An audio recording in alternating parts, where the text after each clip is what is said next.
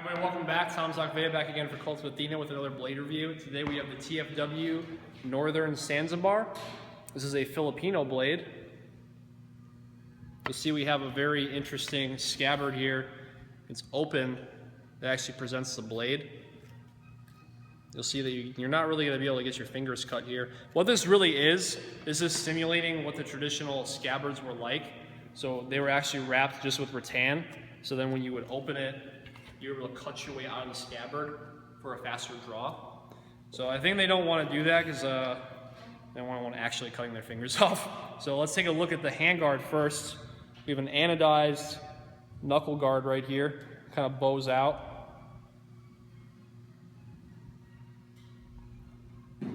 Very Spanish influence to protect the hand, the outside line here. We have a hardwood handle with the pommel as nut construction right here. And then into the handle we have these burn designs to keep the blade edge orientation on line. So the pads of the fingers are really what bite into that. The forefinger is also anodized. Hope you can see that in the light. You see it? Okay, cool. So when it's really sunny out, you're able to see that shining when the blade's flying around. This holding it together, like I said before, is rattan. It's rattan skin wrapped around.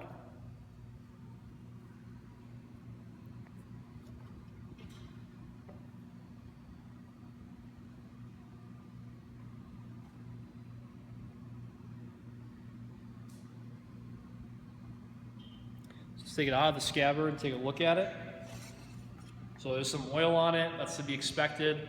These are coming from a tropical climate. They're coming from the Philippines, so you're going to want to make sure that with any kind of high carbon steel, especially with an exotic wood like this, you're going to want to keep it oiled. You want to make sure that it's changing climate so drastically that you got to be careful and make sure there's a little bit of a film of oil on these to preserve them. So the blade length here is 17 1/4 inches. We have a very slender blade. A little bit of like a blood groove right here, like a fuller. Filipino blades don't really usually have fullers. They have more like a blood groove to pull the center of gravity back and to reduce weight. And they also look good too.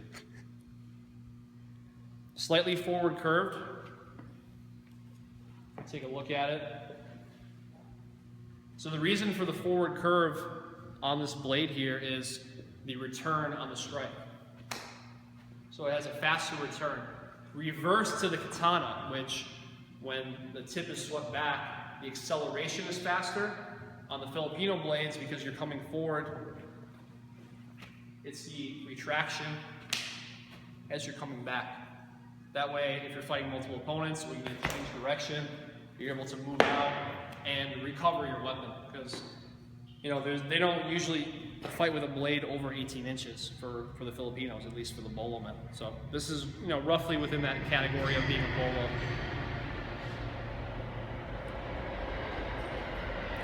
Would have been used as a combat weapon. Also can be used for if you're doing any type of like camping, any type of bushcraft and things like that. The tip is very pointy. Usually what I see, if you're looking at like a martial arts perspective, that is, this wasn't really pulled back here. I wasn't there when they were using it in combat, but I will say that Illustrissimo will bring it out here, where they're using more of the punch cuts, they're pulling the leg back, and they keep the tip in the center line. Kind of like saber fighting.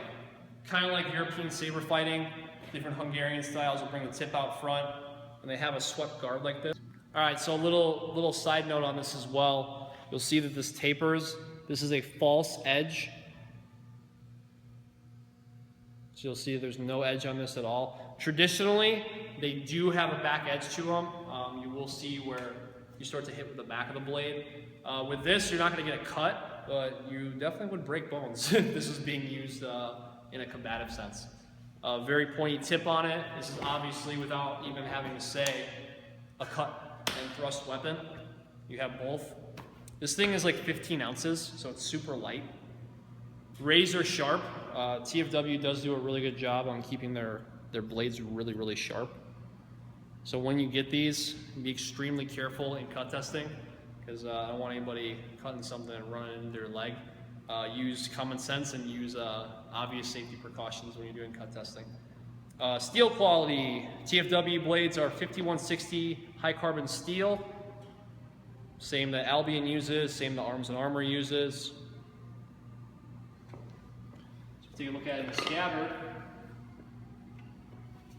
Again, be very careful with your hand. Don't lift that too much. So be very careful. And there's, just like most TFWs, there's really no retention to it, which is not a bad thing. You don't really want to have something that's so locked into it. Some of them have a snap now, or at least they used to. The ones that I have, a snap that locks it in. This does not. So really little to no retention in it. So if you did want to draw it, be careful on your fingers. But if you did want to draw it from here, it draws pretty well. But it's not necessary. If you want to have some fun, I would get a training sword to do that in the scabbard. But anyway, this is what it looks like in the scabbard as well. Little designs here. This actually also works to where you would hold it. So it's all carved out right there.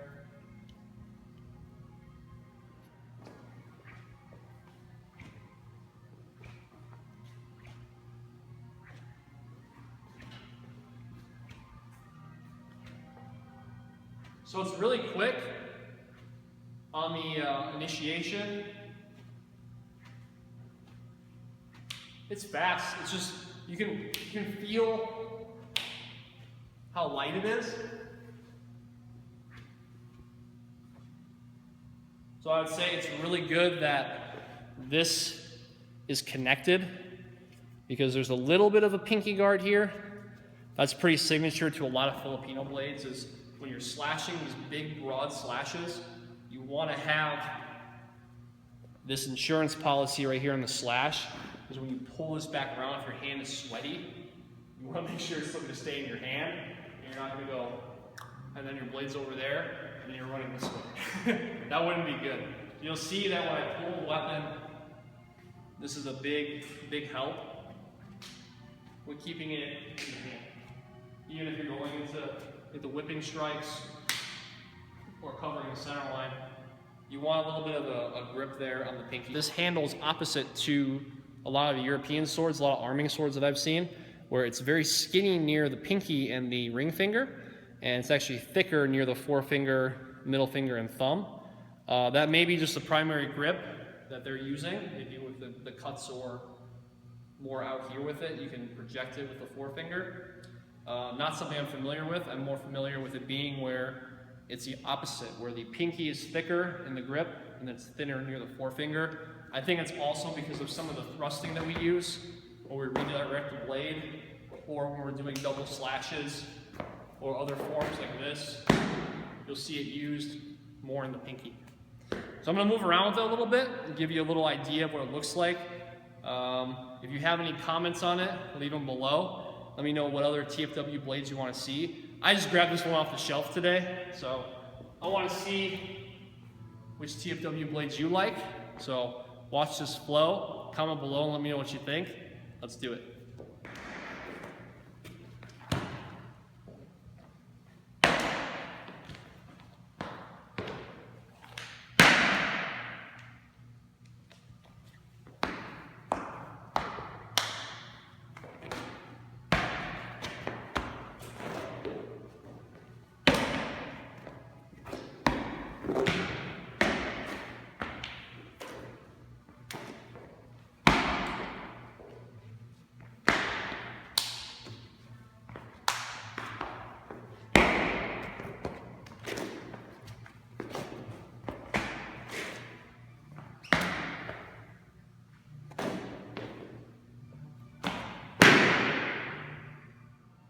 All right, so I hope you enjoyed a little bit of that flow, a little bit of the dance, as we call it in Filipino martial arts, with the TFW Northern Sansibar. So if you enjoyed this blade, comment below and let me know what you think about it. If you are interested in purchasing this blade, there's a direct link. I made it easier for you. There's a direct link in the description box below that you can purchase this blade, and it'll take you right to the KULT of Athena website as well. If you like this video, subscribe to the channel. like this video, share it with your friends. I'll talk to you soon. That's all I want to say. Hey Max, come here, I'm gonna do some cut testing.